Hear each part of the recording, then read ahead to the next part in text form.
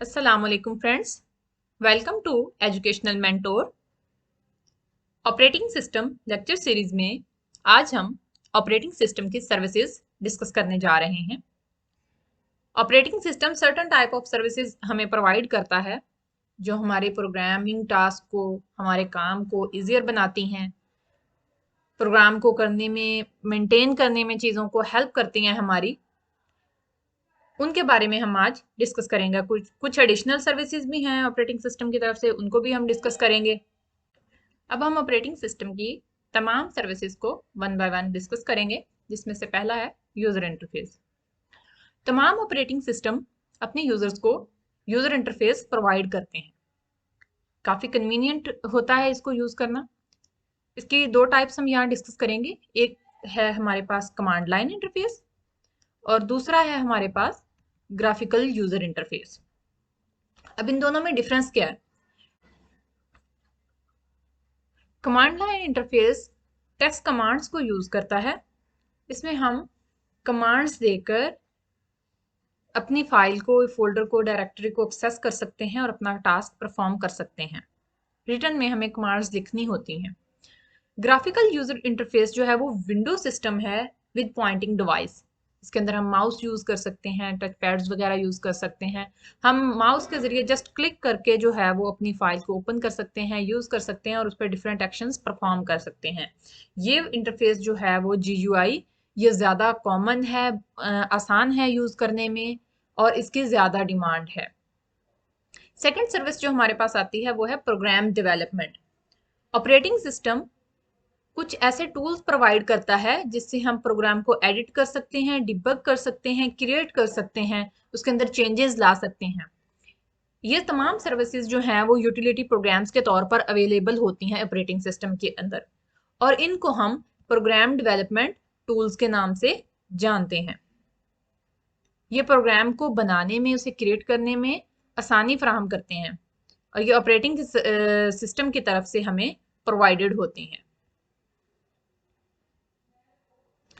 Next हमारे पास है program execution. Programme को क्रिएट कर लिया, डिबग कर लिया, लेकिन उसे रन करने के लिए, एग्जीक्यूट करने के लिए भी तो सर्विस चाहिए ना। तो ऑपरेटिंग सिस्टम हमें ये सर्विस भी प्रोवाइड करता है।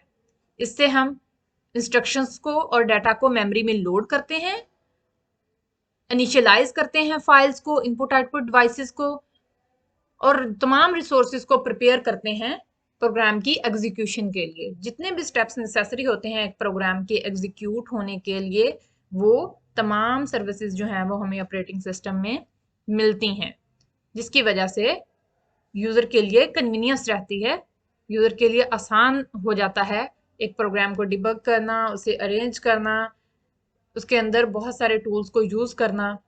ये सब आसानी यूज़र के लिए ऑपरेटिंग सिस्टम प्रोवाइड करता है। एक और सर्विस ऑपरेटिंग सिस्टम की तरफ से इनपुट आउटपुट की एक्सेस है।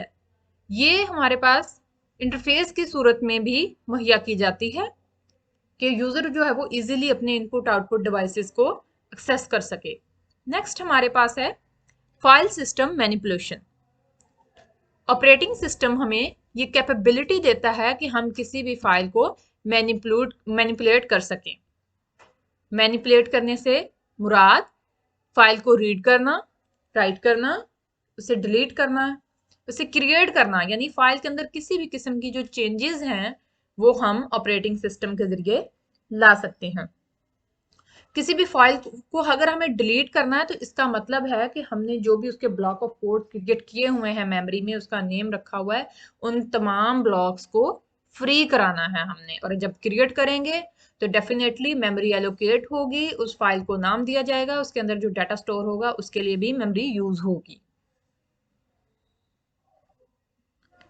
नेक्स्ट हमारे पास है एरर डिटेक्शन। ऑपरेटिंग सिस्टम के अंदर हमें एरर डिटेक्शन और रिस्पॉन्स की फैसिलिटी भी मिलती है। एरर डिटेक्शन हार्डवेयर लेवल पर भी होती है और सॉफ्टवेयर लेवल पर भी होती है।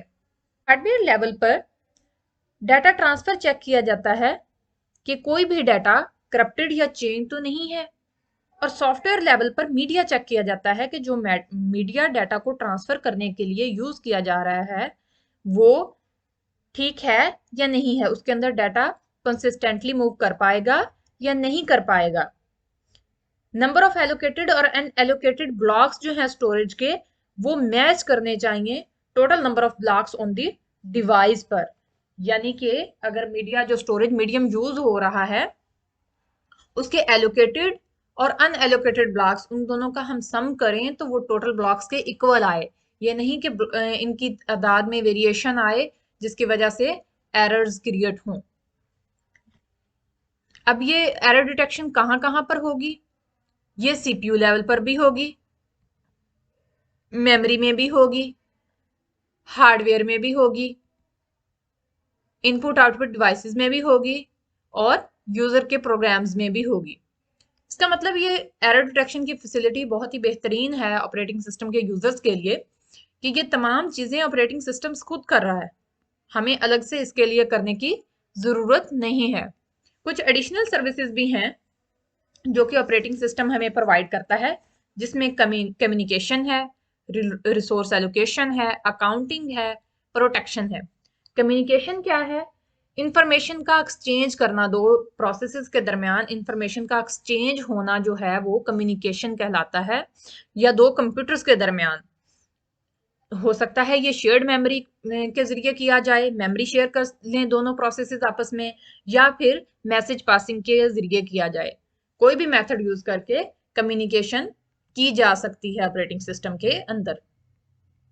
ये डिपेंड करेगा हार्डवेयर पर या उसके इन्वायरमेंट पर कि कौन से मेथड वो यूज कर रहा है। रिसोर्स एलोकेशन क्या है कि हमारे पास जितने भी अवेलेबल रिसोर्सेज होते हैं, अगर हमारे पास मल्टीपल यूजर्स हैं तो उनको डिफरेंट एल्गोरिदम्स यूज करके, डिफरेंट तरीकाकार यूज करके रिसोर्सेज को एलोकेट किया जाएगा। कुछ जो जॉब्स प्रायोरिटी वाली होंगी उनको हाई प्रायोरिटी पे होंगी, उनको पहले रिसोर्सेज दिए जाएंगे, उसके बाद लो प्रायोरिटी जॉब्स को रिसोर्सेज एलोकेट किए जाएंगे।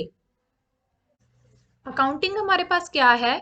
ये एक ऐसी एबिलिटी, ऐसी सर्विस है ऑपरेटिंग सिस्टम की जिसके अंदर हम ट्रैक कर सकते हैं रिसोर्सेज के बारे में कि कौन सा रिसोर्स किस यूजर ने कितनी देर तक यूज किया। एंड टू एंड रिकॉर्ड हम रख सकते हैं रिसोर्सेज का, यानी कि जितनी देर रिसोर्स एक कंप्यूटर के पास रहा, एक यूजर के पास रहा, उसका टाइम, उसका जो भी ड्यूरेशन और जितना यूज हुआ उसका, और किस किस रिसोर्स का यूज हुआ, और एक यूजर ने कितने रिसोर्सेज यूज किए, ये तमाम इंफॉर्मेशन हमें अकाउंटिंग से मिलेगी।